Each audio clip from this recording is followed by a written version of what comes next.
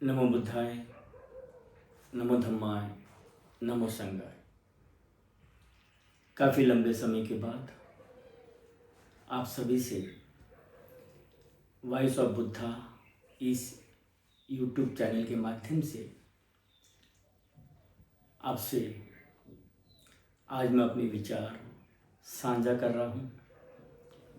आशा करता हूँ कि हमेशा की तरह मेरे विचार को आप पसंद करेंगे, मेरे विचारों पे आप सोचना शुरू करोगे और एक नए बदलाव की तरफ बढ़ने की कोशिश करोगे। आप सभी जानते हैं कि करीब करीब आज हम जिस विषय पे बातचीत कर रहे हैं उस विषय को 99 वर्ष पूर्ण हो चुके हैं। जी हाँ, फिर से एक बार कहता हूँ, 99 वर्ष पूर्ण हो चुके हैं। ये 99 वर्ष उस क्रांति को पूर्ण हो रहे हैं और आने वाले अगले साल ये क्रांति अपने 100वीं वर्षगांठ पूरी भी करेगी। मगर ये 99 वर्ष जो क्रांति हुई, जिस क्रांति का नाम महाड़ चौदार तालाब सत्याग्रह भी कहते हैं, परम पूज्य बोधिसत्व डॉक्टर बाबा साहब आम्बेडकर इनकी सामाजिक मानवीय क्रांति की आगाज भी कहते हैं। मगर अगर हम इतिहास के पन्नों को देखें तो कोई भी क्रांति एक दिन में नहीं आती। वो क्रांति होने से पहले उसकी चिंगारी सालों पहले लग चुकी होती है और कुछ सालों बाद उस चिंगारी को कई ऐसी बुद्धिजीवी शूरवीर योद्धा ही उस चिंगारी को क्रांति की मशाल में तब्दील करता है। तो महाड़ चौदार तालाब की क्रांति जो 20 मार्च 1927 के नाम से जानी जाती है, क्या इसके पहले कभी कोई क्रांति नहीं हुई? क्या इसके पहले बहुजनों को, दलितों को पानी पीने से रोका गया? क्या इसके पहले बहुजनों के लिए कोई मसीहा खड़ा नहीं हुआ? तो इसका सरल उत्तर है, सबसे पहले इस क्रांति का बिगुल महात्मा ज्योतिराव फुले ने 1848 में इस बिगुल को बजाया, जब उन्होंने अपने घर के कुएं के पानी के लिए सार्वजनिक तौर पर शोषित पीड़ित दलितों के लिए खुला कर दिया। उसके बाद शिक्षा के केंद्र सभी के लिए, स्त्रियों के लिए, पुरुषों के लिए खुले कर दिए। उनके बाद शाहू महाराज ने शिक्षा के लिए अपना काफी योगदान दिया। बेशक ये सब महार जाति से नहीं थे, मगर ये सामाजिक क्रांति के प्रणेता थे। अगर इन लोगों ने उस समय, महात्मा फुले ने शोषित पीड़ित दलित पददलित लोगों के लिए अपने कुएं के दरवाजे खोले नहीं होते तो शायद उसी समय हमारा समाज प्यासा मर जाता। मगर उन लोगों ने वो दरवाजे खोले और राजश्री शाहू महाराज, छत्रपति शाहू महाराज, इन्होंने तो शिक्षा के लिए आरक्षण तक लागू कर दिया। तब डॉक्टर बाबा साहब आम्बेडकर, जो जातिवाद के शिकार थे, छुआछूत के भी शिकार थे, मगर अपनी पढ़ाई में व्यस्त थे, मगर उसी समय जब डॉक्टर बाबा साहब आम्बेडकर विदेश से पढ़ाई कर कर लौट के आए तो एक दिन में कोई उन्होंने ये क्रांति नहीं की। उसके पहले भी और क्रांति हो चुकी थी। बसंत जिले में, जिसे आज बीड़ कहते हैं, उस जिले में 12 महारों ने मंदिर में प्रवेश कर पूजा कर ये दर्शाया कि हमें भी पूजा अर्चना करने का अधिकार है, हमें भी मंदिर में पूजा करने का अधिकार है, हम भी इंसान हैं, हमसे छुआछूत भेदभाव मत करो। उन्होंने भी एक चिंगारी जला दी थी और इस चिंगारी को धीरे धीरे कई प्रांतों में देखा गया। कई जिलों में ऐसी छोटी मोटी चिंगारी जलती गई। त्रावणकोर भी उसमें आता है, नारायण गुरु के माध्यम से। मगर महाड़ चौधर तालाब की क्रांति इतनी विश्व प्रसिद्ध कैसी हुई और इसके पीछे की कहानी भी और क्या है। 1923 में राव साहब भोले, इनके माध्यम से काउंसिल के अंदर में एक प्रस्ताव पारित किया गया कि महाड़ के सभी मंदिर, स्कूल, तालाब, सार्वजनिक पानोठे, जिसे प्याऊ भी कह सकते हैं, ये सभी दलितों के लिए, महारों के लिए, अस्पृश्यों के लिए खोल दिया जाए। ये प्रस्ताव पारित भी हुआ। कुछ स्वर्ण ब्राह्मणों को अच्छा भी लगा, मगर ये प्रस्ताव ठंडे बस्ते में पड़ा रहा। इसके ऊपर में कोई सुनवाई नहीं हुई और ना ही किसी ने इसको लागू किया। 1924 में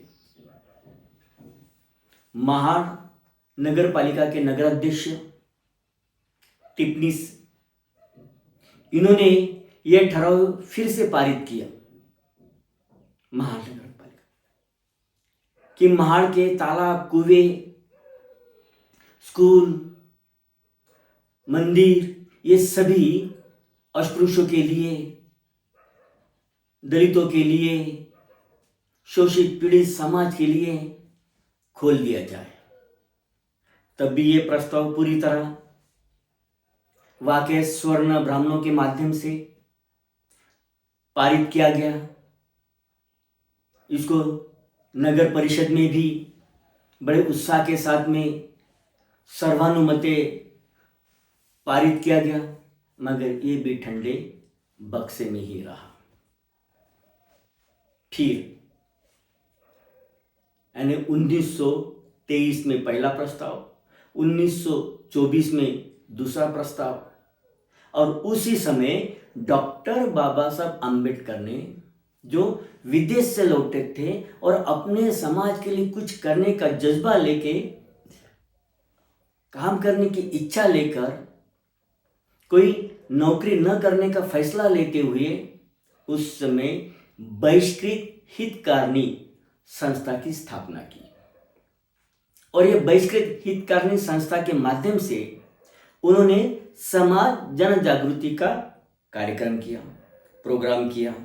और ये समाज जन जागृति का प्रोग्राम, उनके भाषण उस समय मुंबई, कोकण, पुणे, सातारा, यहाँ पे लोग सुनने लगे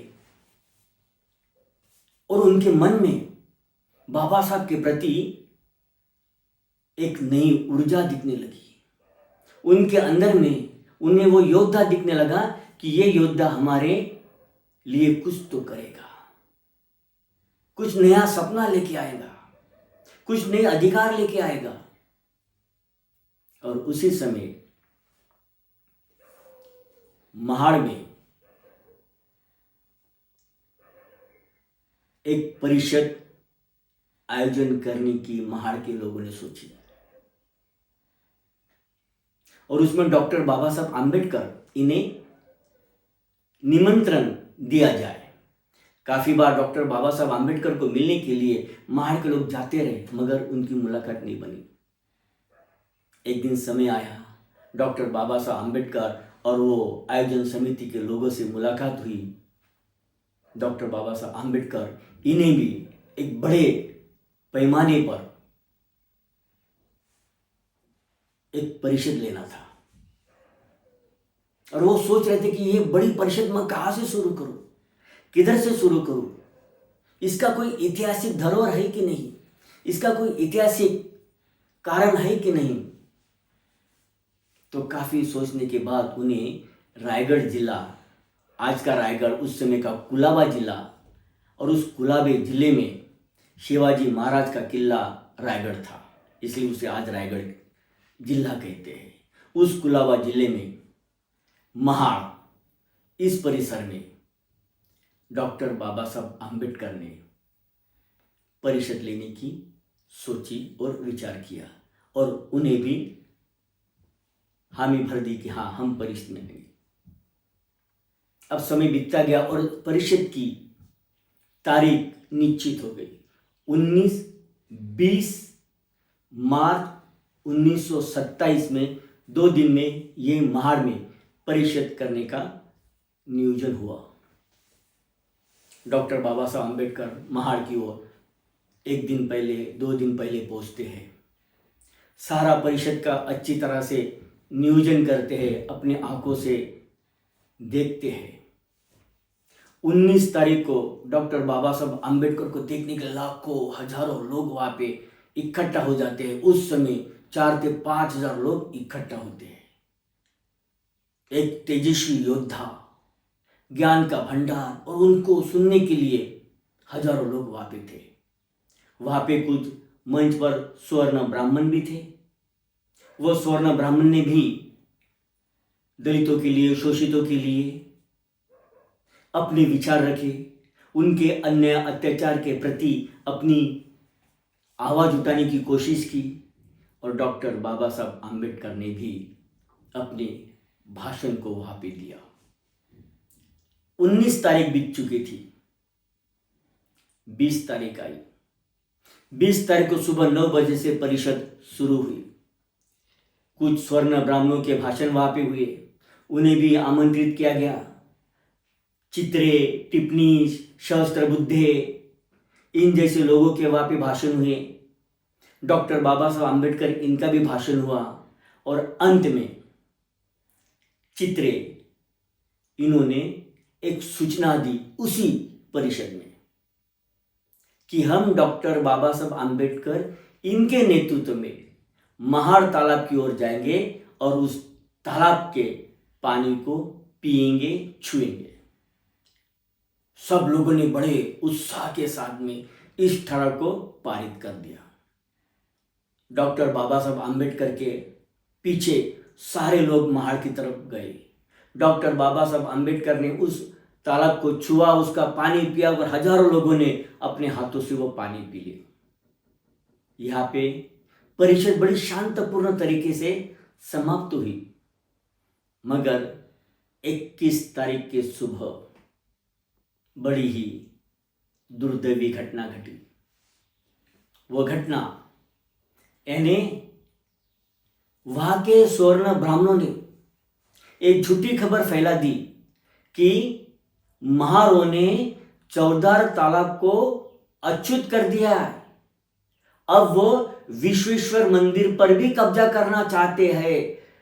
जो महार अपने अपने गांव में लौट रहे हैं, सभी ब्राह्मण भाइयों से विनती है कि वो महारों को गांव के बाहर ही रोके और उन्हें लाठियों से तोड़े, मोड़े। जो जो लोग जिन जिन गांव से आए थे, महाड़ के अगल बगल से, वो गांव के सीमा पर ही उनके ऊपर में लाठी बरसाई गई, पत्थर मारे गए। यहां पर भी जो महाड़ में कुछ लोग थे, जो जाने वाले थे, उनके ऊपर भी महाड़ के चारों ओर से सारे ब्राह्मण उनके ऊपर टूट पड़े और उन्हें भी लाठियों से मारा गया, पत्थरों से मारा गया। और ये बात डॉक्टर बाबा साहब आम्बेडकर इनके गेस्ट हाउस पर उन तक पहुंचती है। डॉक्टर बाबा साहब आम्बेडकर उन्हें समझाने के लिए सामने आते हैं और देखते हैं कि उनके लोगों को मारा है, तोड़ा है, किसी के सर फूटे, किसी के पैरों में खून बह रहा है, किसी के सर से खून बह रहा है, किसी के शरीर से खून बह रहा है, सारे खून से लथपथ है, मगर फिर भी उनका हौसला काफी है। तो तब जाके डॉक्टर बाबा साहब आम्बेडकर ने एक संदेश दिया। आज उस संदेश के ऊपर में लोग पीएचडी तक कर रहे हैं। डॉक्टर बाबा साहब आम्बेडकर ने कहा कि हमें ऐसी क्रांति करना है, उस क्रांति के अंदर में मनुष्य का खून का एक कतरा भी जमीन पर ना गिरे। अब ये प्रेरणा डॉक्टर बाबा साहब आम्बेडकर को कहां से मिली? ये प्रेरणा डॉक्टर बाबा साहब आम्बेडकर को सम्राट अशोक से मिली, क्योंकि सम्राट अशोक जो दुनिया को जीतने के लिए हजारों, सैकड़ों, लाखों सैनिकों के साथ में इस देश को हासिल करता था, उस देश को हासिल करता था, और करते करते अंतिम कलिंग के युद्ध तक वो पहुंच गया। कलिंग का युद्ध सम्राट अशोक ने जीत तो लिया, उसके लगा कि मेरे हाथों में सारी दुनिया आ चुकी है, मगर सम्राट अशोक तब भी दुखी था, मायूस था, अशांत था, उसका मन शांत नहीं था। और तब सम्राट अशोक एक श्रवण के माध्यम से उसके कानों में वाणी सुनाई देती है, बुद्धं शरणं गच्छामि, धम्मं शरणं गच्छामि, संघं शरणं गच्छामि। तब सम्राट अशोक उस श्रवण को पूछते हैं कि हे श्रवण, मैं दुनिया को जीतने के बावजूद भी दुखी हूँ, अशांत हूँ, और आप इतने शांत और शिथिल अवस्था में चल रहे हो, आपके मुखमंडल में एक तेज, एक शांति है, ये क्या रहस्य है, ये मुझे भी बताओ। तो सम्राट अशोक एक छोटे से श्रमण को शरण जाते हैं और भगवान बुद्ध का धम्म को स्वीकारते हैं। ये प्रेरणा डॉक्टर बाबा साहब आम्बेडकर ने ली और महाड़ के क्रांति में ये कहा कि हम लड़ाई लड़ेंगे, हम लड़ाई जीतेंगे, मगर उस लड़ाई में इंसान के खून का एक कतरा भी जमीन पर नहीं गिरेगा। ये था डॉक्टर बाबा साहब आम्बेडकर का रक्त रंजित संघर्ष, हमें जगाया। और तब डॉक्टर बाबा साहब आम्बेडकर ने 3 बातें हमारे समाज को उस समय और कही, क्योंकि हमारे समाज के पास में ना धन थी, ना छत था, ना कपड़ा था, ना मकान था। तो डॉक्टर बाबा साहब आम्बेडकर ने कहा कि आज से मैं आपको ये कहता हूं कि आप सारे गंदे काम करना छोड़ दो। यानी हम इसे भगवान बुद्ध के धम्म के साथ में जोड़े तो सम्यक आजीविका अष्टांगिक मार्ग की तीसरा मार्ग है, सम्यक आजीविका। फिर दूसरी बात डॉक्टर बाबा साहब आम्बेडकर कहते हैं कि आज से मृतक मांस खाना छोड़ दो। ये सम्यक आहार, यानी पंचशील में अगर देखा जाए तो पानातिपाता वेरमणि सिक्खापदम समाधियानि।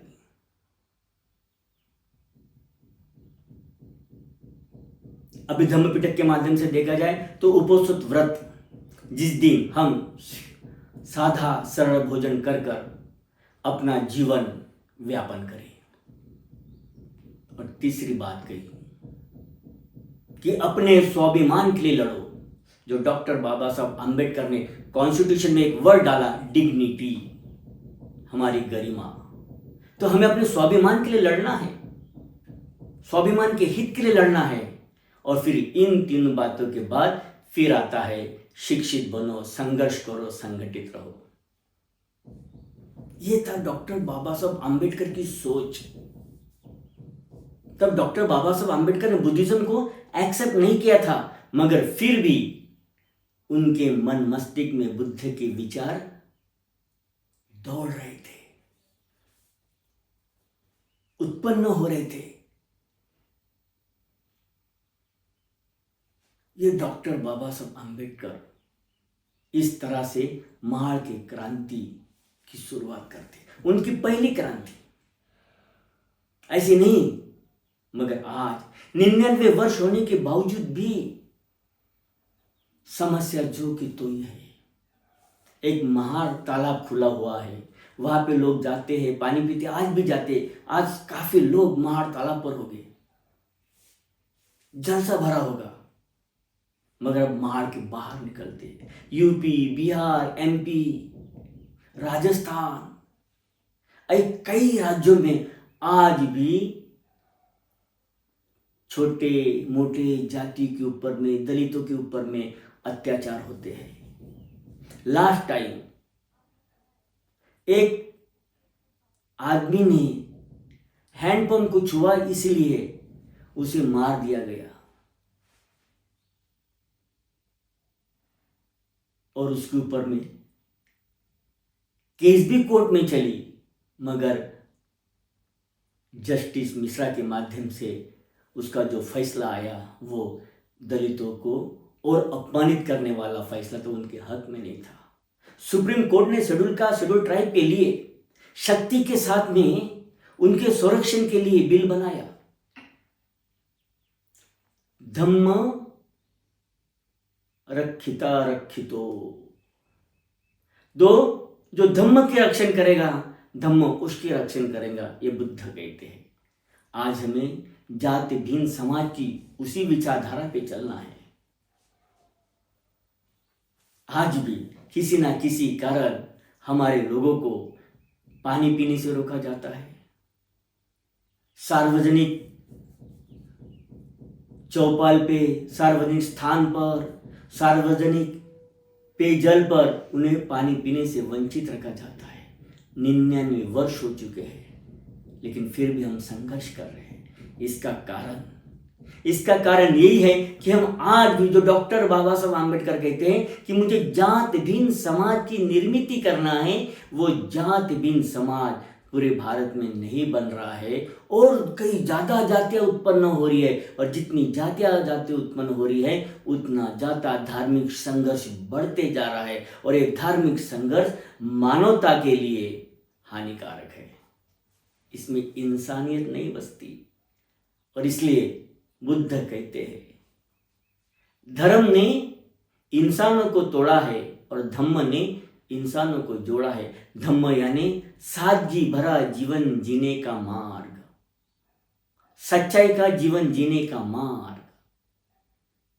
तो इसीलिए डॉक्टर बाबा साहब आम्बेडकर ने 20 मार्च 1927 को जो महाड़ की क्रांति की, वो विश्व की सबसे बड़ी क्रांति बन के रही, क्योंकि उस दिन महाराष्ट्र के या फिर भारत के गुलामों को, शोषितों को, पीड़ितों को ये एहसास हुआ कि हम गुलाम हैं।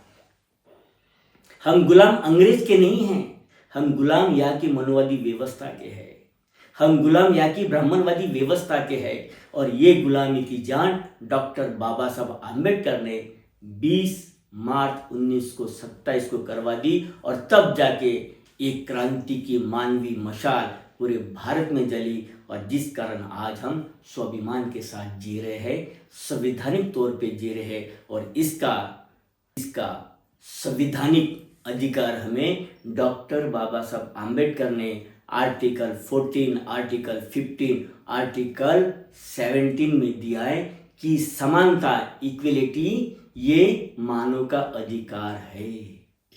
इसलिए आज हम उस महान क्रांति को याद करते हुए हमें इस तरह के अगर अन्य अत्याचार आज भी होते हैं तो हमें इसके लिए एकजुट के साथ में लड़ना होगा, एकता के साथ में लड़ना होगा। अपने व्यक्तिगत स्वार्थ को त्याग कर बाबा साहब के मिशन को, बाबा साहब के विचारों को आगे बढ़ाने के लिए कार्य करना होगा। इतना ही आज मैं आपसे कहता हूँ। अगर अच्छा लगा तो चैनल को सब्सक्राइब करें, शेयर करें, ज़्यादा से ज़्यादा लोगों तक पहुँचाने की कोशिश करें। वॉइस ऑफ बुद्धा 5 ये चैनल है और ये चैनल के माध्यम से मैं अपने विचार आपसे साझा कर रहा हूँ। फिर एक बार आपको 99 महान चौधार क्रांति दिन की हार्दिक हार्दिक शुभकामना देता हूँ। आप सबका कल्याण हो, मंगल हो। साधु साधु साधु।